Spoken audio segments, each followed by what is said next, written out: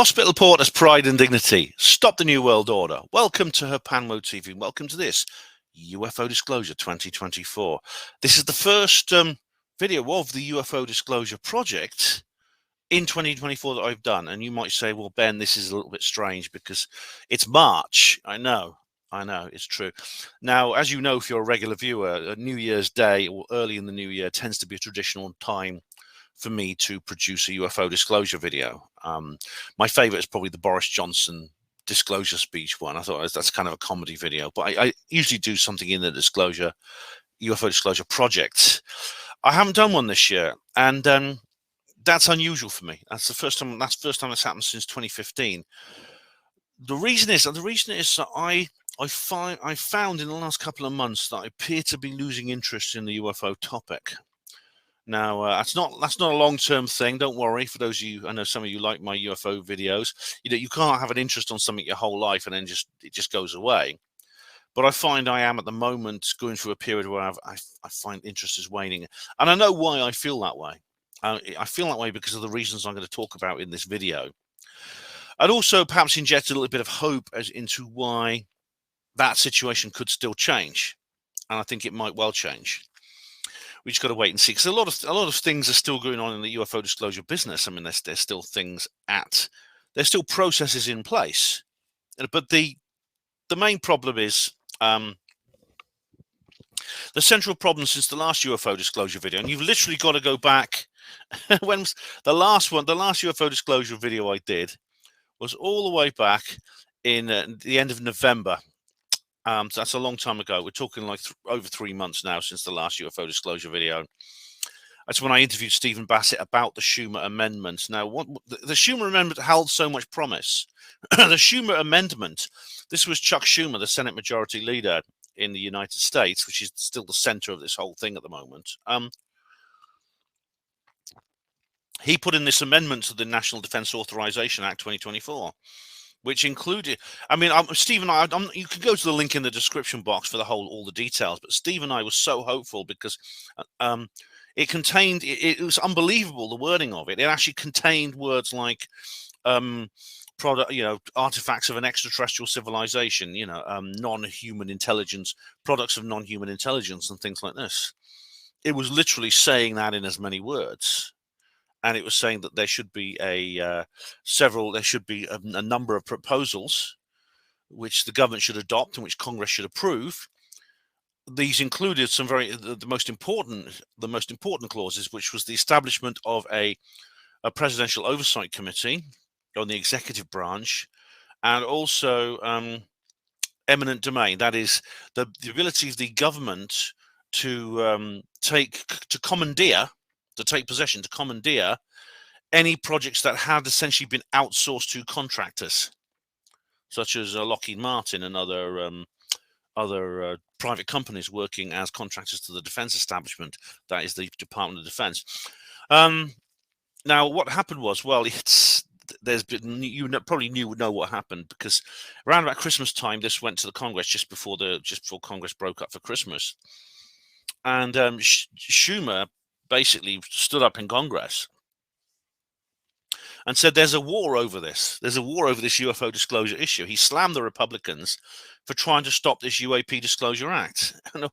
This is crazy. This is unbelievable. But he did a speech where he said the Republicans were pushing back on legislation that would force governments to disclose if aliens have visited Earth and they know about it. He said that this was a common sense bipartisan measure that prevented Americans from accessing records of really such an important issue.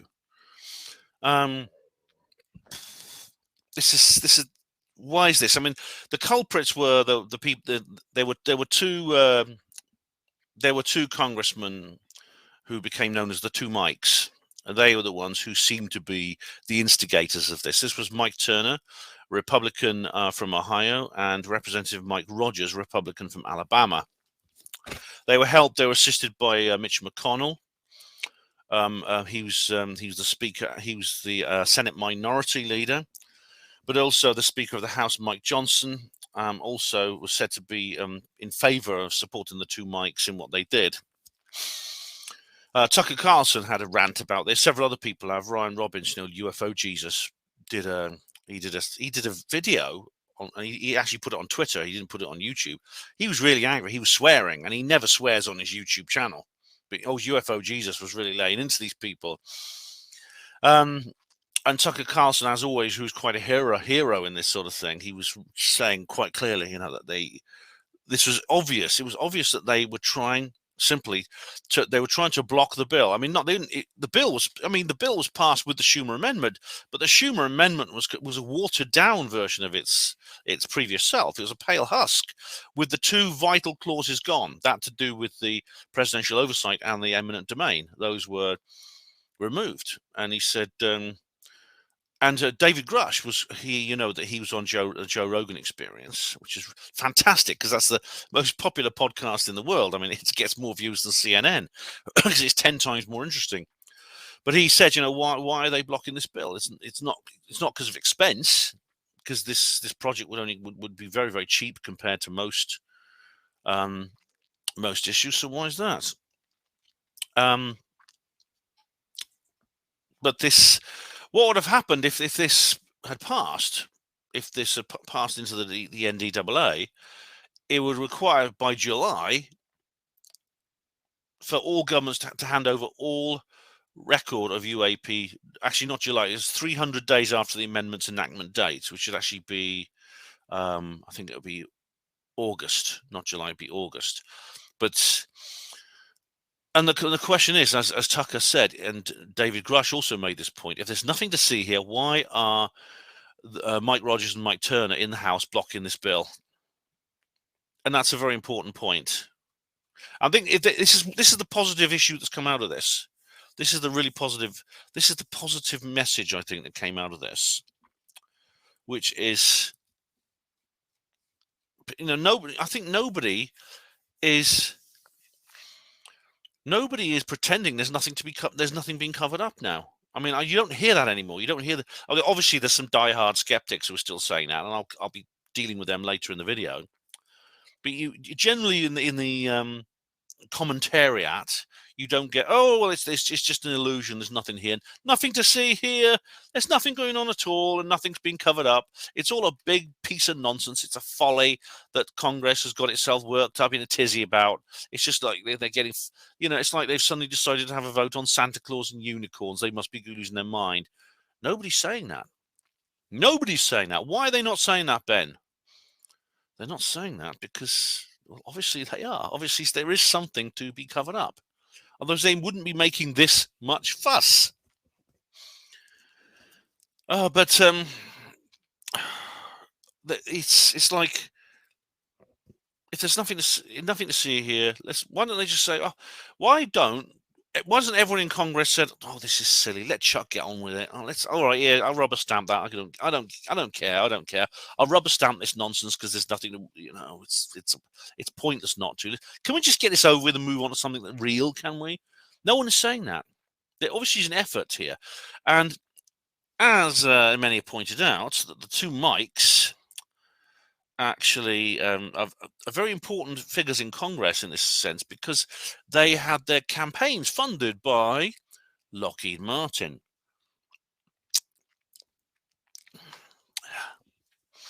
And what does the eminent domain thing mean? What does the Oversight Committee bill mean in the amendment? It means that within 300 days, the government agency has to hand over everything, and their contractors as well, including samples of craft or biological material. I'm not kidding you. They actually use these words. Well, I mean, the bill was passed, but I mean, I'll tell you. I'll play a little bit of here of Ross Coulthart talking to Mike Cuomo on News Nation. We'll just play a little bit of that there because he explains it very well, as always. Here we go. Let's bring in News Nation special correspondent and investigative journalist Ross Coulthart. It's good to see you, brother. You always get this. Ross is always on there when it's anything like this, and he's virtually got a column on News Nation now. What does this mean? So why won't the Pentagon disclose UFO info? And it says Pentagon. It doesn't say Congress. It says Pentagon. You see, the Congress, the Pentagon doesn't rule the United States. The United States has a government, and the Pentagon's not the government. It thinks it is, but it's not. And then it's good that Congress are getting their balls back, but it's clear not all of them. They're not all singing from the same hymn sheet, are they? In terms of the trail to transparency. Look, I think what Senator Schumer has said is heartening for the simple fact, Chris, that it means that he's not giving up. He stated that he wants to still try to get the presidential UAP Records Review Board up. Good. And there's always hope. I mean, there's always a possibility this could be turned around somehow. Yeah, and I'm glad that Schumer is actually he's still on the ball with this. And he's not going to go down without a fight. I liked particularly something else he said, where he basically acknowledged, quote, we've also been notified by multiple credible sources that information on UAPs has been withheld from Congress, which... I still can't believe that we're hearing these words from the government, the words that we loonies have been saying for decades. We tinfoil hatters have said, we told you this was going on. And now we have government people who've been in the skiffs and heard that these have had briefings with people's names we don't know yet. The people that David Grush was talking about. And now they're talking about it open. And they're basically saying, well, I can't tell you what these people were saying. I can't tell you who they were or what they literally said, but I can tell you the conspiracy theorists were right. If true, is a violation of the laws requiring full notification to the legislative branch.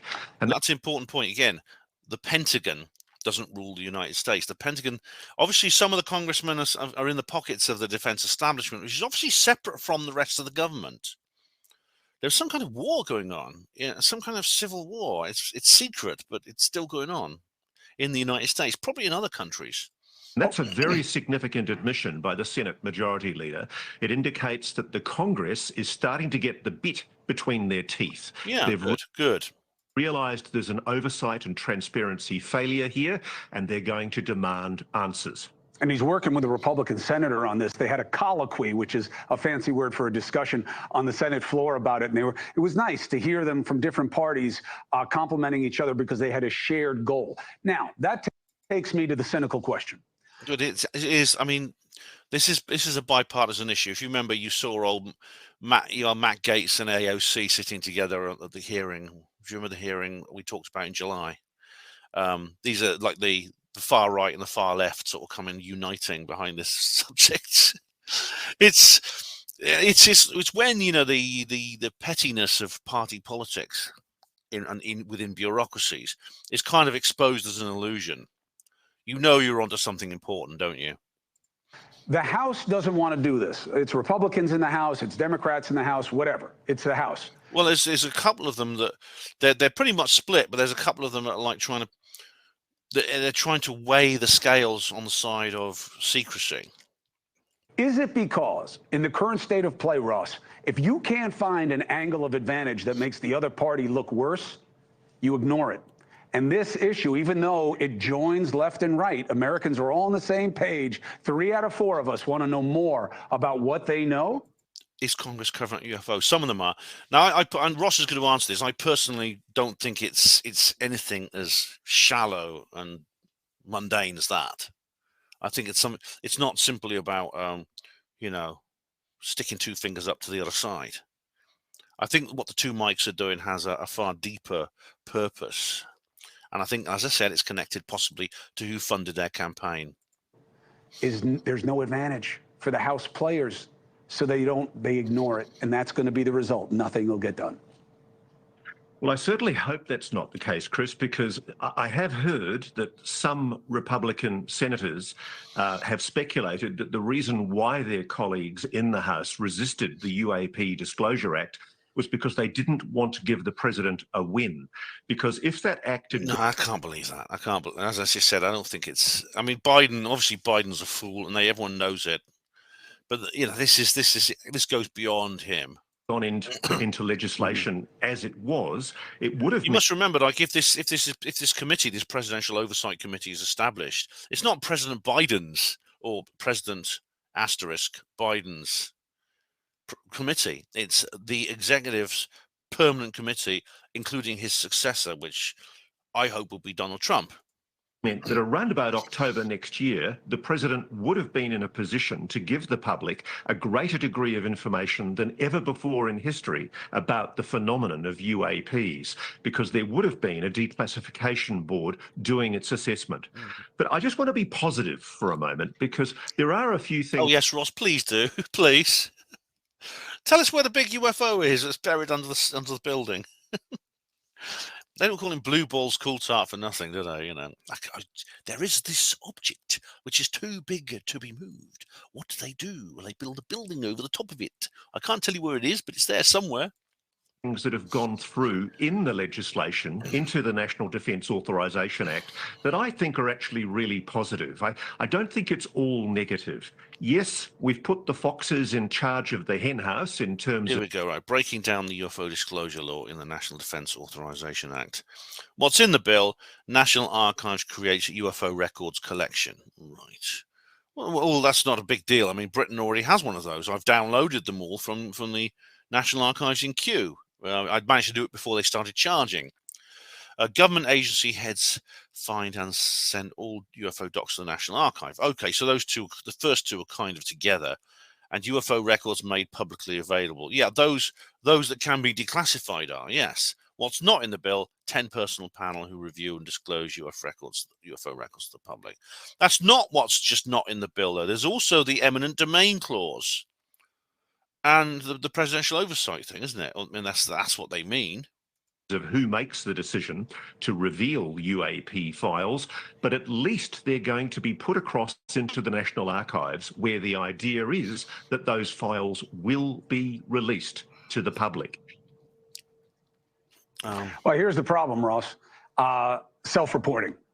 Okay, and what I liked about the congressional mechanism, because look, they haven't been telling us things, so we already know. Oh well, we're familiar with that. I'm claiming fair use on that video and all the other videos I'm going to be showing in this particular program. I'll be showing you some others. Yeah, this essentially is the idea of creating an archive for UFO reports. Again, has been done here. This is what Nick Pope used to go on about. Actually, and as I said, I've got the UFO reports downloaded. But these are literally, mostly just like man walks dog on Cannock Chase, sees light in the sky kind of things. My own sighting is in there. The one from December the 28th, 2008, where I saw a circular object. Pardon me, which you're familiar with if you're a regular viewer. There's nothing left in the bill which even suggests that the American people, and therefore the people of the world as well, have a right to know if there is decisive physical evidence that we are not alone. That is crash retrievals, stuff like that. The red line, as Richard Dolan calls it. And that is the problem. That's the big problem we're dealing with right now. Anyway, what else is happening? Sean Kirkpatrick has left Arrow. Most people, I won't go into that in detail because it's pretty obvious that he was pretty much useless and he's gone now. I don't even know who's replaced him. I haven't looked into that in detail. Now, one thing that often comes up, and I'll say more about this later, is that of course the alternative, one of the alternatives, one way of getting around this whole situation, one alternative to, if for example the disclosure legislation is completely hobbled and there's nothing more you can do with it, is catastrophic disclosure. Now, catastrophic disclosure is one of these neologisms in the sort of post-2017 new ufology world, which has come about quite recently. It's a bit like ontological shock, which is connected to it. If that is the only way forward, of course, Coulthard has often said, that would, and many people have actually said that wouldn't be the ideal way that it should be done. Maybe they're right. But if it's the only way, and the alternative is to continue with the truth embargo, which do you pick? Think about it. I'll say a bit more later on. Anyway, you're interested to know that there's been another article published in the Daily Mail. This was in November. This was just after I spoke to Steve last. which actually has extraordinary implications if true. It turns out that the Central Intelligence Agency has a special unit dealing with crashed extraterrestrial spacecraft. It's a CIA system in place, ready for whenever a UFO appears. Excuse me. And believe it or not, it's dealt with at least 9 incidents across the world since 2008. And they have 2 non-human artifacts completely intact. I've often heard people say this, that they're not crash retrievals necessarily. I mean, the recovery teams sometimes find the craft just left there, empty, as if someone's just parked them and walked off to buy some cigarettes and they'll be back in a minute, kind of thing. It's weird. I mean, they're not crashed; they're just left there. Now, this sounds very much. This might remind you of the organization described in the Rich Planet show. I think it's 175. That is the UFOs and NATO documentary. This is very interesting. This is when Richard goes and talks to this guy who said he was part of a UFO crash retrieval team. This man was a friend of Tony Dodd's, and Tony died. But there's this other guy called Derek Goff knew him, and Richard managed to get in touch with this person. And I think he had some of Tony's records, which is how he found out about it. But this guy was he was a special forces soldier who did exactly what we've just described, that the CIA supposedly do. Now, the name of this CIA unit is both banal and Orwellian at the same time. It's called the Office of Global Access. The Office of Global Access. I love it. It's it's a division of the Science and Technology Directorate. Now, it turns out actually I looked it up. That's actually not part of the CIA. It's part of the Department of Homeland Security. But there's not an awful lot of difference these days because, as you know, if you're a regular viewer, the DHS is actually involved in things like finding missing persons. Like the skier who went missing once. The Department of Homeland Security went and assisted the mountain rescue teams. It's weird. But the official role of this particular directorate is biological, electronic, and biological warfare. It's actually part of the Plum Island facility. So there's no, and its replacement in Kansas. There's no mention of this Office of Global Access in its public website. It must be a black budget setup. And funnily enough, this revelation, like I said, came literally at the end of November, just when the UAP Disclosure Act, as it was called, was being set up to be demolished by the two Mikes and their colleagues. According to this report, the OGA's reach includes the ability to perform operations behind enemy lines in hostile countries. And this is something that Richard D. Hall mentioned in his documentary about this special forces outfit with NATO. That they could, even during the Cold War, they were like operating in the Soviet Union and in the Warsaw Pact countries. And again, this indicates what I've often said: there's some kind of global policy in place, which most, if not all, nations comply with, even if they are publicly antagonistic towards the United States and locked in conflict with it. And there's a guy called Jeffrey T. Richardson. He's written a book called The U.S. Intelligence Community. He mentions the OGA, but the book was published in 1985, long before 2003, which means the OGA must be older than the article says. And the book does not mention UFO crashes, but does say the OGA did more conventional find and secure missions to recover material from enemy countries. And this is some of the people involved, this book says, or this article says, may not even realize that they're dealing with non-human technology due to the security and compartmentalization. This ties in with what Dr. Irena Scott said about the Patel Memorial Institute. So, again, this is the kind of thing that this article was I found very interesting, because it's the kind of thing that could be a prelude to a catastrophic leak. What was originally called uncontrolled disclosure is now called catastrophic disclosure. Catastrophic disclosure would take the form of literally someone on the inside approaching someone in the media, maybe even someone in the alternative media like myself, or Richard Dolan or Richard D. Hall or someone like that, and just saying, look, here is this, I've got all this material, just tell everyone. And there's enormous risks associated with that. Not just the ontological shock problem, which could result in an enormous amount of political chaos, but also the fact that you may be jeopardizing intelligence sources. This could risk people's lives. So it's always a dilemma when this sort of thing happens. I mentioned this actually in one of the previous videos I did, I think.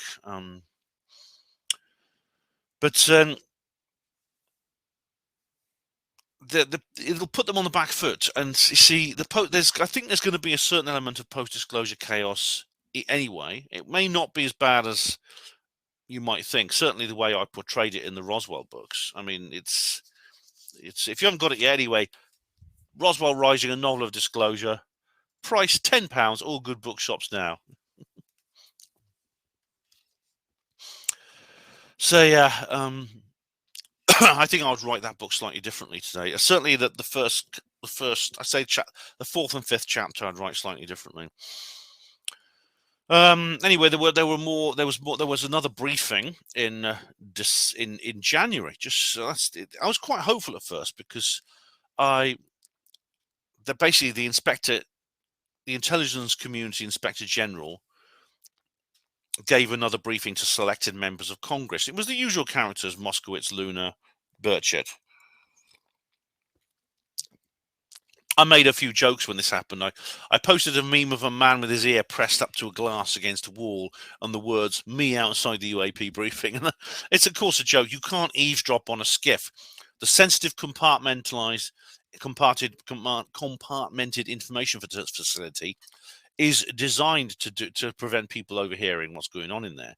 It doesn't just have a locked door, it has two locked doors with a space in between. The wall has like lead sheets to prevent electronic interference. There's vibration dampers, so sound cannot carry beyond it. It never has any windows. So it's not just a locked room, it's a chamber designed to resist any attempt at eavesdropping. So you may see they can be installed in a building, actually, or even a vehicle like a ship or an aircraft. And there are some that are portable and they look like big caravans. But anyway, Jared Moskowitz came out of the skiff and he said there was a spring in his step. He said, we've made progress. It's moved the needle. And Tim Burchett was optimistic, gave it 4 out of 10. And he believes there's going to be more public hearings. But this was like 13th of January, so we don't know what's happening now. But anyway, the meeting did confirm that what David Grush says holds merit, and Thomas Monheim, the ICIG, showed genuine concern that criminal acts might have been committed to keep UAPs a secret. There was also apparently on this same day, I don't know if it's a coincidence, but Jeremy Corbell released a video, and I've got a still of it behind me. This thing behind me is a still from that video. It was apparently taken a number of years ago in Iraq, outside a military base. It's known as the jellyfish UFO. And I don't like to play skeptic here, but to me, it does look like a bunch of balloons. It does. I don't often play the skeptic, but I am in this case. This was the date this was filmed was actually Eid Mubarak, which is an important public holiday in that part of the world. And it's traditional Eid Mubarak for people to launch these big bunches of balloons. And unfortunately, I think that's what it was. But anyway, Jeremy says otherwise. And he might be right. You never know. But anyway, Robert Garcia said there's interesting information coming about. So I was by middle of January, I was quite hopeful. And of course, by the end of January the 23rd, it was the 50th anniversary excuse me, of the Berwyn Mountains incident. And I'll just show you the article I wrote about it. Here we go. I did write an article here on Panwo Voice. I also wrote, there's a new article actually on UFO Truth. If you read UFO Truth magazine, you'll know that I wrote an entire article for that, a much longer, more detailed article about that. But anyway, it was actually the 23rd of January 1974 that this happened. You've been through. I've actually, well, 10 years ago, I went there with Colin Woolford and with Mark Westbury and a couple of other people, and we visited the location. And Richard D. Hall did a presentation. Scott Felton was there. These are primary witnesses here. Pat Evans, local nurse. She went up there. There's her two daughters. This is them being interviewed about what they saw, the big orange ball. with the lights around it. Now, these ladies now won't talk. This was the last interview they gave, and now they won't talk to the media at all. But anyway, if you read UFO Truth, you'll see this is it. UFO Truth magazine, issue 65, and I've done an entire video there. I've done an entire article there as part of my column, which you can check out, because I do write a column. Every issue has a column, has an article by me, of course. And then, oh yeah, this turned up. Then this article appeared. This is weird, right? This is in the Gazette and Herald. This is the Gazette and Herald. I'll just show you it briefly. I won't show it for too long. But anyway, this is the Gazette and Herald. This is a paper from Yorkshire. UFO emitting green glow lands at Lord Derrimore's primary school, York. Children arriving at a York school this morning were startled to find an alien spacecraft had landed on the front lawn. I'm not kidding. I'm not kidding. And there, look, see? Look at these photos. Anyway, what's going on here? Well, this is weird, because this is a primary school in York for pupils aged 5 to 9, and they just walked in. There was, as I said, there's a crash flying saucer in their playground. Now, this was a charade. It was staged to inspire an educational role-playing game. Now, this has happened before, hasn't it? Because this is years ago. I reported years ago, and I actually brought it up on this channel, that something similar happened in another school in York, and also many others across the country. And indeed, there were several people mentioned. Kathy Morgan mentioned that her grandson had been affected by this. I think it's in the national curriculum. But now this stagecraft we're talking about here is far more elaborate. There was this crashed extraterrestrial spaceship in the school grounds. It had a forensic tent over it. There were scientists in NBC suits, full hazmat gear, picking over the wreckage, looking for alien bodies or technology to back engineer. Now these people were in fact volunteers from a local society. The police sealed off the location. They were involved, the police. They put a ribbon around it, and the headmaster was talking on a megaphone, telling people not to panic. Apparently, there was green slime leaking out of the craft, and some of the school's caretaker had been infected with an alien disease.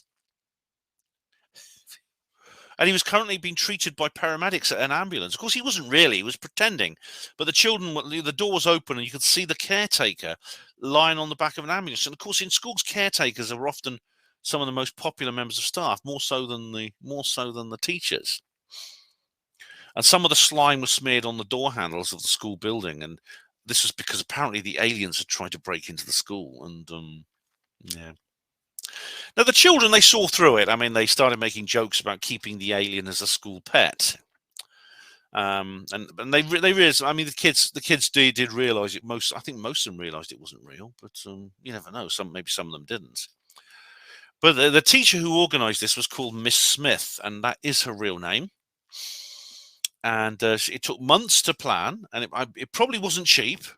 And this is a time when schools are always complaining that they're starved of funds, because this involved the police, it involved the ambulance service, it involved this local society, the Lions International Club, providing actors. Real police officers were involved, real police officers. And why do they do it? Why did this school do it? And as I said, lots of schools are doing this. It's like part of the national curriculum. They said it was to be the start of a project of creative writing, storytelling, and drama. Why? Why is this? I mean, in case you're wondering, I did mention this to Lily Brunton as well, who's the local expert of that area. Why is this? Why are children being taught this sort of thing in schools? What are they being taught, and why? Because I've found examples all over the place, as far afield as Hampshire, Northern Ireland, Lancashire. It's probably in the national curriculum, like I said. And I'm curious to see if this kind of module spreads to other countries. It seems to be very important that the youngest members of society are exposed to the notion of extraterrestrial intelligence, visits from them, and covert UFO crash retrievals. They seem to be. They want to teach children about this concept. It could be. Now, there's several reasons why they might do this. It could be some kind of predictive programming so that children will react in a certain way if or when the state authorities decide to reveal the presence of an ET intelligence engaging the human race. Now, whether that's good or bad, I think depends on whether it's genuine disclosure or the fake disclosure. Now, I've covered that many times. The latter, of course, being a deeper level of the deception intended to play a new and different role in society. It's interesting because, of course, as you know, if you watch regularly, real incidents have happened like this in places like Westall and Rua. I'll come to Rua later on because there's been a new release about Rua, the incident in Zimbabwe. But these things have happened for real. And do you remember? And of course, Broadhaven as well. And do you remember? I've talked about this before. Do you remember that UNICEF video about the little alien child in the school? The little alien boy who's enrolled at a school, and and the other kids are nasty to him, but they eventually accept him. Do you remember that? I did discuss that on a previous video. Michael Salla did a very good thing about that. I actually sent this information to Dr. Salla. He hasn't got back to me, but as long as he's seen it, that's the main thing. And then this is weird. Then what happened in February, in the middle of February, the Ides of February, Edward Snowden weighed in. Yes, the Edward Snowden, the guy I mentioned him. Do you remember in my Julian Assange video? The guy that Richard D. Hall thinks is an agent. Now, he made some comments. He made a tweet which he then deleted. But I gather from people reporting on this, Tupa Cabra mentioned this, and a couple of other people, Luis Jimenez mentioned it, Christina Gomez, a whole load of the sort of the positive new ufologists were bringing this up. But he has made. I gather it's very similar to one he made last year, which was, quote, "It's not aliens. I wish it were aliens, but it's not aliens. It's just the old engineered panic, an attractive nuisance, ensuring national security reporters get assigned to investigate balloon bullshit rather than budgets or bombings like Nord Stream until next time." That was what he published in early last year. And of course, by balloon bullshit, he's referring to ObjectGate.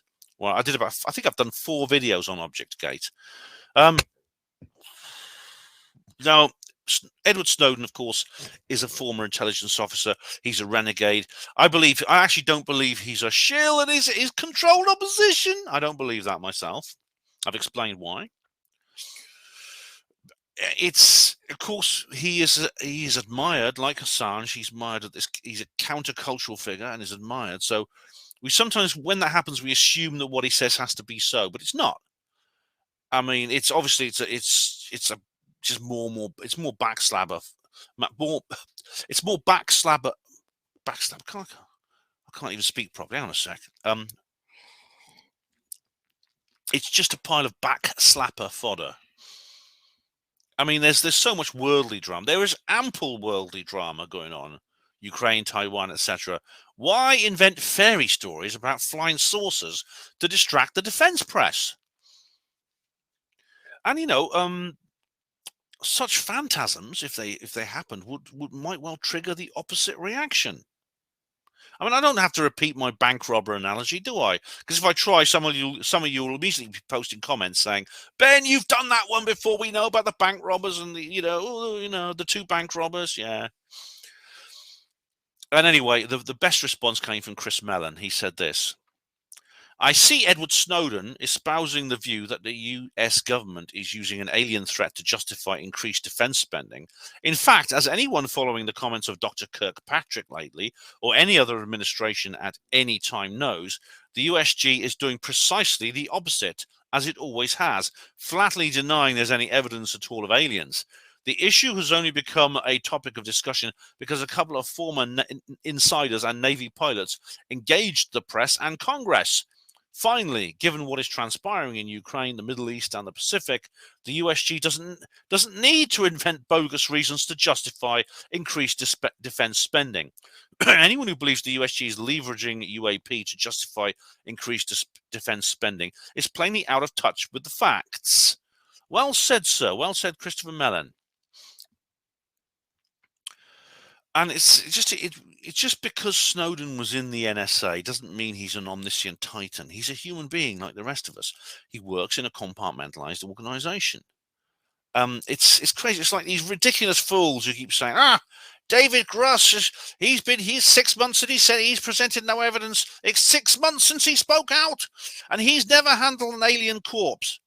All he's done is other people have told him things, and they must be so. He's lying, and they're lying, and David Grush is just a waste of time and things like that. This is nonsense. These backslappers keep coming out with, and then they say praise the cash, and mentioning no names. I'd like to ask the praise the cash person. Actually, there's two reasons why he says that people aren't allowed to make money from UFOs. The first is they're not telling the truth, and secondly, they get more views than he does. Well, I've got to ask him. I mean, if he could make millions doing what he does, slagging off people and cackling, and would he then, if someone offered him 5 million, would he say, I can't take that, no, I'm too honest, so I'll only take 1% of that? I don't think he would. And secondly, no one appointed him judge, jury, and executioner of the UFO community. It's not up to him to say unilaterally what is true or not. He gives information, we decide, and I know he's wrong, and I've said he's wrong lots and lots of times. I think about half the people he slags off don't deserve it at all. Anyway, and then, believe it or not, something unbelievable happened. And this was released on St. David's Day, the 1st of March. Coulthard versus Kaku, yes. Yes, indeed. This actually did give me a hope. This, I thought, might have the impetus to start the disclosure train rolling again. Ross Coulthard, this was published on Australia's Channel 6. Ross Coulthard did an interview with Professor Michio Kaku, who, of course, is very famous. He's one of the world's top theoretical physicists. He's written about 24 books. He's in numerous documentaries. All of these things have become pop science classics. I've read his hyperspace book, actually. It's very good. But what's interesting is that Professor Kaku acknowledges the evidence in favor of UAP. And that's very, very significant, because he rejects the debunkers. He feels positive that there's all this evidence that's slowly emerging.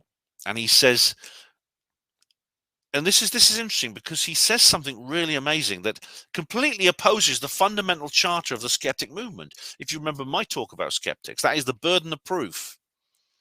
You remember my talk about skeptics? The one at Sufon is probably the best one at the moment so far. He says that the burden of proof no longer lies with UFO believers. It lies with the UFO deniers. It's the skeppers with a hard ER, or skeppers with an A. I'll be talking more about them later, because they've raised their heads again. It's the burden of proof is on them now to explain why, every single one of these cases are just weather balloons and swamp gas and lighthouses. It's up to them to explain that. It's not for us to prove, because he says because Kaku says UAP, some of the UAP are obviously a product of a technological civilization, but the 5 observables make it highly unlikely they are all from the secret space program, even if that does explain a few of them. I mean, I've always said that, the two main reasons are secret space program craft wouldn't be operating near a naval battle group. That's a good way. That's a good way of getting someone killed, even if it's an enemy like China or Russia. They wouldn't do that. And another reason is the antiquity of the UFO phenomenon. UFOs predate the secret space program by centuries, possibly millennia. It is possible for an alien species to reach the Earth if they have sufficient technology. And indeed, I've talked about that in my SETI talk, the Project Daedalus. We've designed our own starships already. We haven't built them yet, but we've designed them. And if they find a way to use wormholes, these aliens, they could turn up on our doorstep any time. We shouldn't be surprised to see them knocking on our doors. Not literally, but figuratively. And life is common in the universe. The chemistry of life is everywhere. And Michio then goes on and talks more about the kind of things I talk about in my SETI talk. We can't anthropomorphize them. We may be like the squirrels being studied by humans. Ross then asks him, Mitchell, have you been approached by the government to help people prepare for ET disclosure? And he says no, he hasn't. But that has happened to certain other scientists. Sam Harris and Eric Weinstein have, haven't they? Michio says he thinks we shouldn't advertise our presence in the universe. Stephen Hawking warned about that, but really it's a bit of a fait accompli. I mean, they know we're here. And I think, that he's positive about disclosure. He said it would actually make people happy in the long run, and I agree. And that's one of the reasons they're keeping it quiet, because the deep state don't want us to be happy. Michio says that Roswell was covered up because of the Cold War. He's not totally sure it's aliens, but and he's also got an open mind regarding religion and God. He's an open-minded guy. And we might regard the aliens as gods if they come along, even if they're not, because of their higher technology. This is the basis of these UFO religions. Some of them are more phony and dangerous than others. I mean, I think the Raelians and the Scientologists are a sinister bunch. I think, though, of course, the Theorist Society and the followers of Marshall Vian Summers, I think, are pretty harmless. Now, what I enjoyed listening to this interview, but I don't think Professor Kaku quite understands the entire issue. I don't think he is quite grasped the dishonesty of the anti-UFO brigade. And I mean, for example, alien artifacts exist. People have produced physical material of extraterrestrial manufacture. Kaku said the same thing that Carl Sagan did. He says, if you get abducted by aliens, steal something. Steal one of the tools off the medical bench. Yeah, you see, when people produce this material, very often it is falsely debunked. I mean, again, I interviewed Dr. Irina Scott talking about this. I really hope, though, because like Sam Harris and Eric Weinstein have been approached by people who say, look, could you help us disseminate information into the public? Now, Sam Harris, unfortunately, he was on the point of accepting the reality of UFOs. But then the skeptics sat him down and they said, look, Sam, look, they have a drink of this Mick West Kool-Aid, will you? And then I've changed my mind now. Yeah. But I do hope that Sam will watch this, because Sam, like most people, he respects Kaku. He respects him. And maybe he'll listen to him. I don't know. The Sol Foundation has also released its videos, which is nice. Do you remember that secret meeting which is invitation only? Ooh, I'd give them back teeth to go to that. But anyway, they held this secret meeting, but now they have released the videos. There's a YouTube channel called Sol Foundation, which is worth seeing. I'll just find it. It's Sol Foundation. They're all here. I mean, definitely they're worth. Obviously, go and watch them, please. Go and watch them. Here we are, the Sol Foundation channel. This was set up by David Grush and Gary. What's his name? I can't remember. Gary Nolan. Why can't I remember these people's names? Shit. Anyway, there's Carl Nell. I don't know all these people. There's Hal Puthoff, Gary Nolan. I don't recognize all these names, but I recognize most of them. Avi Loeb, Oumuamua. Yeah. We have Christopher Mellon. Who do we have here? And of course, Jacques Vallée and David Grush. So the Sol Foundation YouTube channel now has all these videos up. They were uploaded 3 weeks ago. Please do go and watch them. They're really, really good. Even though I've only watched a couple of them yet, I'm gonna get through them all at some point. Right, guys and gals. Yeah, do you know what? Something really amazing has happened in the course of all this sort of doubt and sort of uncertainty and chaos that's going on in the world of UFO disclosure. The Skeppers have come back like seagulls returning from a storm at sea. The Skeppers, with a hard ER and an A, back in business. Yeah, this video has been released. I'm going to claim fair use on. I'm actually going to claim fair use on this. Although, because YouTube seems to have marked my channel out for special treatment, I'm not going to show you more than a couple of little clips of it. I'm also actually going to switch off. I'm actually going to switch off video and play audio only for some of this. Hope you understand why. It's not my fault, not what I wanted. But the YouTube algorithms don't really understand what fair use means. But anyway, this is the video that's emerged. It's from Brian Dunning, and it's called The UFO Movie They Don't Want You to See. And I've already thumbed it down, as you can see, so you can guess what I think of it. And indeed, I will be showing you little bits of this film as we go along. But I mean, the Brian Dunning, to give you a bit of background, Brian Dunning used to present this thing called Skeptoid. And Skeptoid it was like a soundbite podcast. He used to just put every week. He used to put up like a 5-minute just little audio about one thing or another, which is just it's the usual skeptic things, which I'm very familiar with, as you know from my various talk about skeptics. You'll know that I might even put a link in the description box of this video to my skeptic portal. You'll know that I take a keen interest in the people who disagree with me. You may wonder who they mean by they. Is this the government? Is it Lockheed Martin? Do they not want you to see this video? The UFO movie they don't want you to see? Well, actually, believe it or not, it's people like me.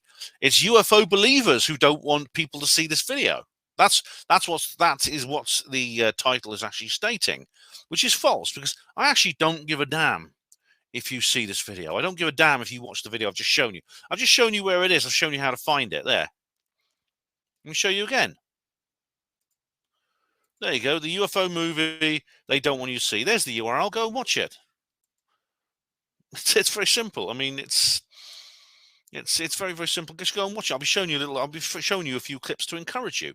I don't care. I mean, Stephen Cambion actually described this. He says in one of his videos, he says, "Ha!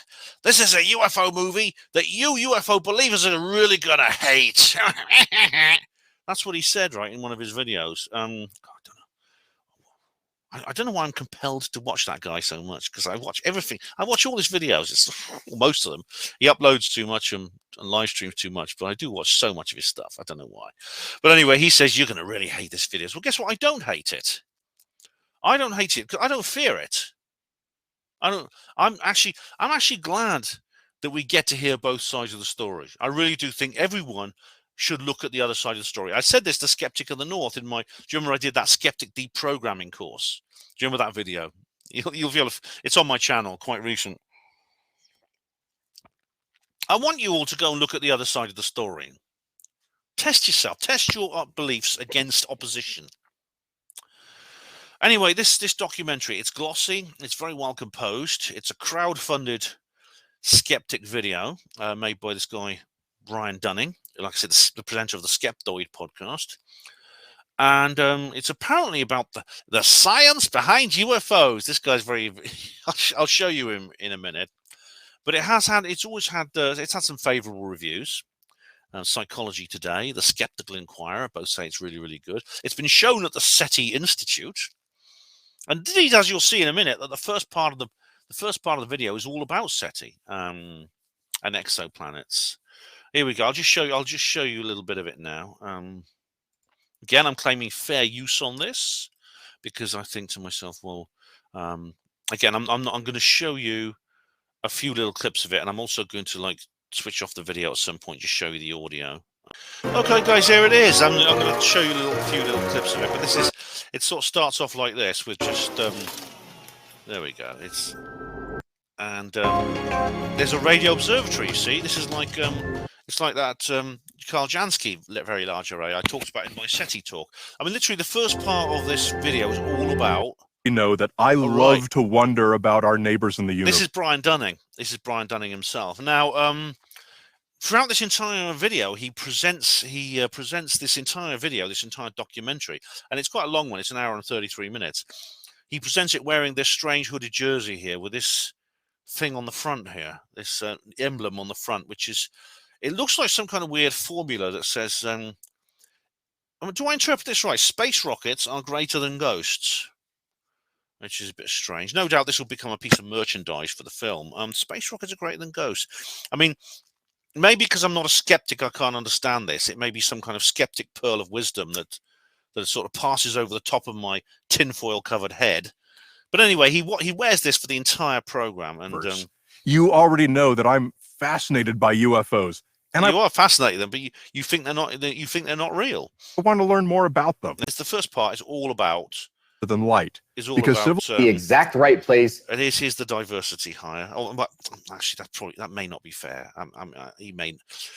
I mustn't like getting the thing whenever you see like a politically correct demographic. Oh, he's got to be a diversity hire. I don't know that, but this is a very woke documentary. It's very, very politically correct. When he talks about manned spacecraft, he always uses the word crude rather than manned. But anyway, this is one of the astronomers who comment, the SETI astronomers. He's another UFO skeptic. This At the exact right. You do. There's also this These other gal. Where is she? And there. 10 billions of light years away. Right. This lady's an astrophysicist. Those astronomer. I can't remember her name. I don't know. I mean, I wouldn't look. Maybe I'm just getting old, but I wouldn't look at her and think she's a scientist. I wouldn't. And maybe it's just because I'm getting old and frail. I'm some kind of horrible reactionary white male, and I don't understand new things going on in the world. But she is a qualified astrophysicist and astronomer.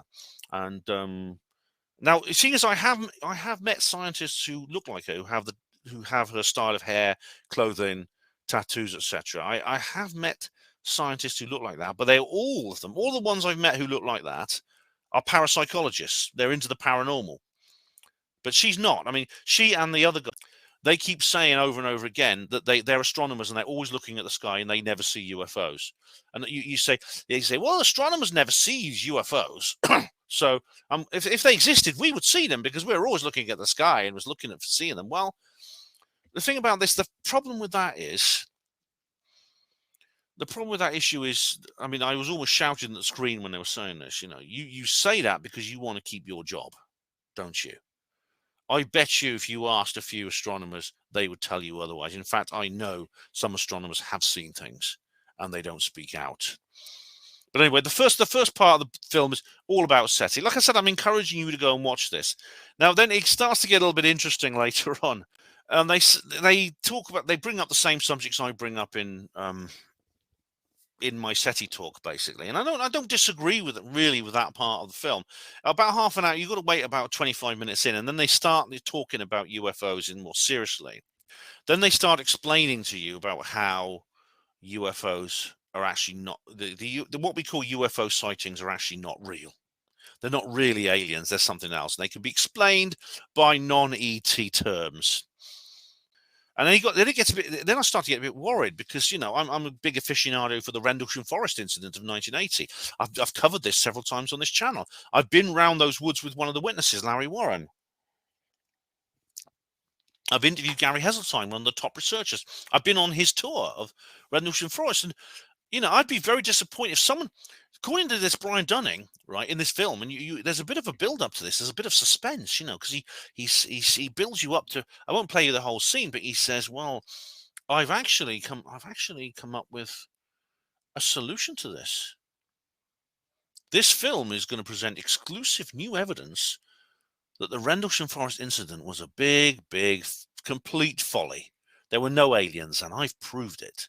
I've proved it with a new revelation." And I was sitting there biting my nails and sort of gritting my teeth and bracing myself. And then he finally gets around to explaining exactly what he means. Let's have a listen. This is what he calls an extraordinary craft, which would mean something like aliens. This is word for basically aliens or something high technology. Which means rejecting the many anecdotal stories of captured alien debris. Well, so if we go through and eliminate all the more likely possibilities, and if we believe an extraordinary craft must be responsible for the sighting, this is where we become the ones making the extraordinary claim. And where we... Not according to Professor Kaku, but anyway, carry on, Brian. ...must present extraordinary evidence. Extraordinary claims require extraordinary evidence, yes. And it's good to be open-minded, but not so open-minded that your brain falls out. Ha, ha, ha, ha, ha, ha, ha. Our standard of evidence must be crazy high. And that's why it has to be high enough. It has to be adequate to explain the claim. Crazy high doesn't mean anything. That's a completely arbitrary, subjective description. It's an adjective that really has no. There's no quantity attached to that adjective at all. So important to go through the falsification process. So now let's look at the evidence we have through this filter of setting the bar high, and let's falsify everything we can. I'm not against that, actually. Start with a couple of really bad examples just to illustrate how easy it is for a really amazing story to spread when nobody subjects it to any scrutiny. Amazing. Again, amazing is not... What does amazing mean? It's amazing is a kind of statement of internal emotion. Wow, amazing. One of these is the Rendlesham Forest case from 1980. At a U.S. Air Force base inside England, airmen on duty saw some bright lights flashing through the trees of Rendlesham Forest just outside the base perimeter. Correct so far. Carry on. They went to investigate and found what they described as a craft of unknown origin landed inside the forest. Yep, I've one of the men who touched that, or not touched the craft, who saw it happen, is a good friend of mine. They approached it, and one of the men studied and touched it for 45 minutes, logging the details in a notebook. But they were ordered never to discuss what happened, and so it's been called one of the great UFO cover-ups in history. Well, it is, yeah, definitely. When we go back to the original documentation, the actual records from that night, they tell a very different story. Oh my God! Brace yourselves! Brace yourselves! You're about to have you're about to have all your illusions shattered, but because this guy's come up with something. He's something I've never heard of before. What's he going to say? What's he going to say? Now, the men did indeed follow a flashing light through the trees, and suspecting that there might have been a crash of some kind in the forest, they called the local constables, who, being familiar with the area, found that the men were seeing nothing more than the flashing light of Orford Ness Lighthouse.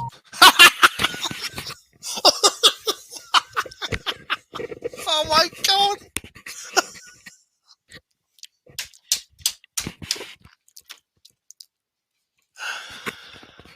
All that adrenaline went to waste after all that incredible sort of like all that hype and all that build up. And what's he come out with? He's come out with one of the oldest the oldest and stupidest skeptic explanation for the Rendlesham Forest incident that's ever been proposed. This is not some new kind of bombshell he's just pulled out from some dark vault somewhere. Oh my God, we got it now. We know now. We know the truth because of this new information. This explanation was it was lodged. This was maybe the document that the police wrote down. I don't know when that. I mean, there's no date that I can see on this particular document here. It doesn't actually present a date there. It just presents time and stuff like that. There's a lot redacted here. But what we do know is that the idea that those highly trained U.S. Air Force security officers, who are qualified to look after nuclear weapons, actually just saw lights from the Orford Ness Lighthouse shining through the trees. That was first suggested not long after the first news reports emerged in 1983. So it was suggested by a guy called Ian Ridpath, who was an astronomer. But he was a lot of the information came from a guy called Vince Thurkettle, who was found to have been economical with the truth. So, for example, he'll say, well, yes, you can see the light shining through the trees here, and you can in one part of the forest, but it wasn't the part of the forest where Larry and Colonel Holt and all the others were. I mean, this is just so incredibly hackneyed and shallow that I don't have to repeat it. Yet this is presented in this video as brand spanking new evidence that discredits the Rendlesham Forest incident. I think this whole video, the UFO video they don't want you to see, capital THE, their emphasis. I actually think this is aimed at people who've never heard of UFOs before. Because if you had even the basic knowledge, you would know the whole lighthouse story is transcendent and categorically bollocks. And everyone knows it. Everyone knows it. Now, after he does it, he does go on to tackle another. I'll go on to the next case that he talks about, which is the Ariel School. This is even a prominent Harvard professor. Is John Mack. He basically just introduces the case about the kids in the school in Zimbabwe that saw something in the playground that communicated with them. Here we go. And John Mack went and interviewed them and reported their story was absolutely authentic. Yeah. Moreover, These were said to have been poor African children who would have had no, they were very privileged children, actually. This is a posh fee-paying school. No prior exposure to science fiction or pop culture. No, I didn't say that. Serious researchers don't say that. Maybe somebody does, but some people do say that. I certainly don't. I don't know any serious researchers who do say that. And wouldn't even have known about UFOs or flying saucers. They weren't headhunters living in the middle of the jungle. These were urban, educated, middle-class Africans. They knew. No one's just claiming this. It's said to be one of the most compelling cases of proof of alien visitation. You said the word proof, mate, not us. I think it is a very compelling case, but you know, a skepper more than anyone else should know what the word proof means. The problem here is that we don't have any original accounts of what might have happened there, if anything. Group story sharing sessions. Yeah, that was Cynthia Hines' interview. She did it wrong. She got them all together in a group and spoke to them. This was before John Mack got there. They made and shared their drawings together.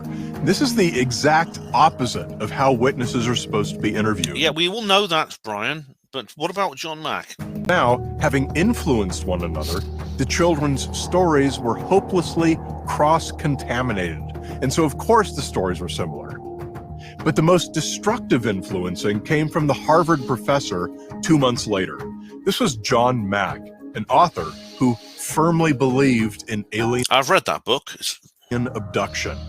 He was actually under investigation by Harvard at the time for telling people who wondered if they'd been abducted by aliens that that's exactly what had happened to them.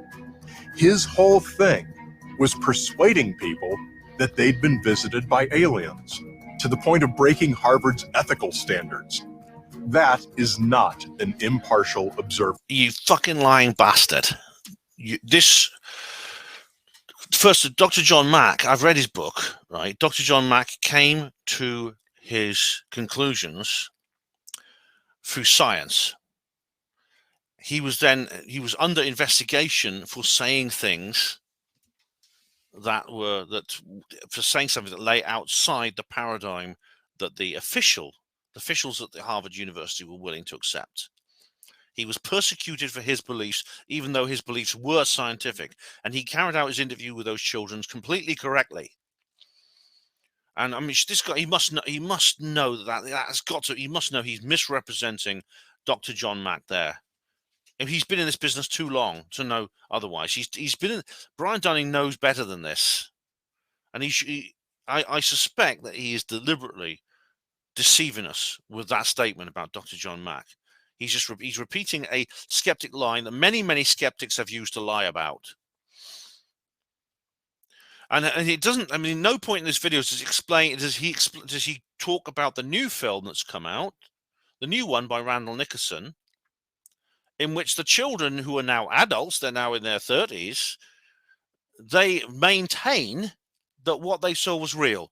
How many pranks do people play when they're little kids that they still say when they're mature adults that were real? I mean, this video, this documentary by Brian Dunning, it's so superficial and it's so deceitful. And let's carry on. We're going to go on now to the next case. Now, to be honest, the next case is the only original thing that's in this entire video. It's the only original thing that is actually said. And it's actually quite interesting because it refers to a FOIA request by John Greenwald Jr. We do know that 62 children say they saw something, but whatever they originally reported was quickly lost. And the great majority of children present, some 200 others, reported seeing nothing at all. They've not been interviewed. These 200 children, you assume they saw nothing because they haven't commented. To say, well, because they never reported UFO meant they didn't see anything. That is a circular argument. And if we did that, Brian, you would jump on. If we woos did that, you jump on us like a ton of bricks. All right, now this is where it gets a little bit more interesting because this refers to this is the only fresh thing on the menu in this entire charade of a documentary. This refers to a FOIA request by John Greenwald Jr. And John is someone I actually respect. I think he's one of the most impressive people in this business. But anyway, let's hear what he has to say about it. Perhaps the most concerning of all the government UFO accounts is the story that you may have heard about UFOs being found to have the ability to disable United States nuclear missiles. The only reason anyone knows about this incident is this book, Fated Giant, co-written in 2005 by UFO author Robert Salas. And he was actually one of the missile officers on duty that day. I've met Robert Salas, yeah. I mean, he's a guy who I trust his judgment, because let's face it, if he got a screw loose, it would be the end of the world, wouldn't it? I think everyone who's in charge with launching nuclear missiles is very, very carefully assessed for their mental health. My name is Hal Bidlack. I'm a retired lieutenant colonel in the United States Air Force. In my career, I spent my first assignment as a finger-on-the-button guy, an ICBM launch officer. So had you heard this story before? No, and frankly, that makes me suspicious. Well, it might make you suspicious, but well, that doesn't necessarily mean it's not true, and I'll come back to that, because believe it or not, Captain Salas's situation with those missiles reminds me of something that happened to me. Where missiles break from time to time, and we know about those. But the fact that I've never heard of this story is yet another reason to suspect it's of doubtful origin. A lot of people have tried to find out what really happened there, including by filing Freedom of Information Act requests. In 2001, the Air Force responded with 84 pages. A lot of it consisted of the reports of technicians. This was what John Greenwald Jr. discovered. He sent off a FOIA and got this reply. From Boeing, which built the Minuteman, and these technicians were called in to investigate and figure out what went wrong. Apparently, an entire flight of 10 missiles all did reboot themselves on that day. The report focused on the power to these launch facilities. How do these launch facilities get their power? Well, just like any homeowner, they plug into the grid. That is the primary source of power. There's also backups in terms of batteries and diesel generators should that power fail or be out of tolerance. So according to this now declassified 1967 report from Malmstrom Air Force Base, so it says here, a 7.2 kilovolt transformer shorted in the line to site Echo 3 at 1450 March 16, 1967. This transformer is located on a farm 2 miles south of the Winifred substation. Automatic reclosure switches at Winifred substation opened and were reclosed manually after transformer replacement later in the day. This caused the brine chiller problem at Echo 1. Sites Echo 3, 5, 6, 9, and 10 transferred to standby power. Site Echo 1 transferred to direct current operation. Then it goes on to talk about the same thing happening at sites 7 and 8. Mm-hmm. But does that seem to make sense to you? Absolutely. The report goes on to say that the exact time estimates couldn't be established, but it was approximately 10 to 40 seconds that the missiles were offline.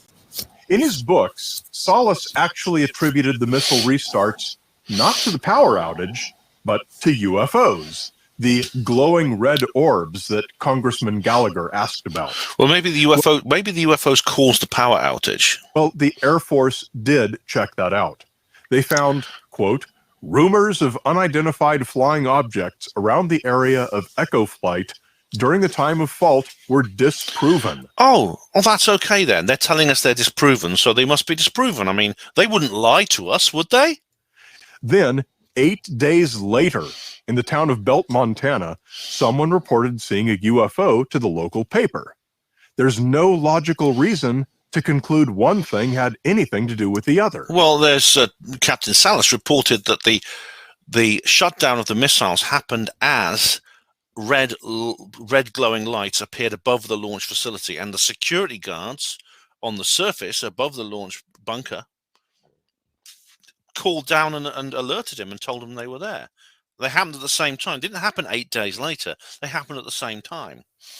The records show he's wrong. And do we believe the official records are not his? This is the question. This is where there is this burden of belief, or this focus of belief. Now, as I said, this situation that Captain Salas was in at Malmstrom Air Force Base, or the missile launch facilities nearby in 1967, reminds me amazingly of one of my own experiences. Now, again, I've talked about this in my St. Theo's video. I'm not going to go into details about it now, but it's to do with this. Well, in fact, there's more than one. There's actually two instances where I think this could apply in my career as a hospital porter. One was more serious than the other, I should say. But there has been a time when I've been in a position where something bad has happened in my institution, that is the National Health Service, my hospital and management, of which I was a part of the institution. And I spoke the truth about it, and I resisted it, and I said it was wrong. And I was the only one who did. Everyone else just nodded along with the official line, which was false and unjust. Now, if a future historian ever wrote an article or a book or anything about the matter we're talking about here, that is my own experience at the John Radcliffe Hospital, it will record the official line. It will state that, which all the other staff will agree with, and it will exclude mine or mention mine as that document did that John Greenwald Jr. discovered as, it's just rumors that UFOs were there. And it'll be say, well, one of the porters didn't like it and he kicked up a fuss because he's a bit of a moaner and a bit of a spoiled brat and a fussbot. That's what it would say. But does that make my testimony untrue? Does it make it any more untrue? I'm not going to bother going on with the rest of the video. Basically covers a few. It covers. There's some low-hanging fruit. Jimmy Carter sighting, but then the rest of it is all about Mick West, and it just talks about Mick West. About half an hour of the film is Mick West talking Brian through the U.S. Navy videos. We all know what he thinks about that. We all know that he's been challenged significantly on his beliefs and his mistakes he's made about that by people, including me. And so I don't have to repeat any of that. But again, this is not new information. This is not original. This is anyone familiar with the UFO subject will already know this. I myself knew everything that was in this video. I knew about John Greenwald's FOIA request on the Maelstrom thing as well. I knew about that too. But that's the only recent and novel piece of information in this entire movie. Now, Brian and Mick then lament about the low information zone. They say there's proper science, there's a high information zone, and there's this low information zone, and that's where stories and legends of UFOs come from, along with Bigfoot and Nessie and ghosts and conspiracy theories. Yeah, you see, people like Mick West, they sometimes say things like, I wish aliens were real. I really wish they were. I'd love to live in a universe in which there were aliens visiting us, but they're just not. They're just not, I'm afraid. They're just not. Well, I don't think that... I actually do question whether people like Mick West actually really do believe that. I really do think that and feel that way. I think they actually have an ideological commitment to there being no aliens and we're not being visited by UFOs. And I explain more in my skeptic talk, but that's what I suspect. Anyway, do go watch it. Anyway, you can actually, if you want to watch it, it is available. Again, I've claimed fair use on this, and I do continue to do so. The UFO movie They Don't Want You to See is available. You can sign up for updates there. Available to watch on Prime Video, Tubi, Vimeo on demand, and YouTube free with ads. There you go. And there's some trailers. And there's some rewards. There you see Brian Dunning, UFO. Sorry, briandunning.com/UFO. Do go and check that out. So, well, that's the state of play right now. That's where we are. We're in this position where we don't know where we're going from here. We don't know where we're going from here. But as you probably gathered, I'm now, unless something changes in the political situation, if there is any change in the political situation, it's going to take a long time. I mean, you need so much patience in this business. I mean, as I've said about the Berwyn Mountains thing, 50 years. It happened 50 years ago. I rewatched the video I did with Colin back in 2014 when we went for the 40th anniversary. And I actually did say we'd come back for the 50th, which we didn't do. But I don't know if when I stood there with Colin looking over the valley at the Berwyn Mountains and where the UFO landed, I can't remember exactly what I was thinking then, but if someone had told me, in 10 years' time, nothing's going to change, it's still going to be secret and it's still going to be laughed at, would I have given up? Would I have just gone, oh, God, I can't face this, and walked away? I think it's actually better that we don't know the future. It really is. Because then there's always that hope. There's always that hope that something might, some key might appear that we can unlock the door with. And that still might happen. It's not over yet. I would like to see the political situation change, and so that the disclosure process that's been running now since 2017 restarts, it reboots, like the Maelstrom missiles. And there is hope. We have the legitimately elected president of the United States, the brilliant genius and articulate disputant Joe Biden, has only a few months left of his presidency. He will be replaced, I hope, by a better man, and you know who I mean by a better man, and things might change then.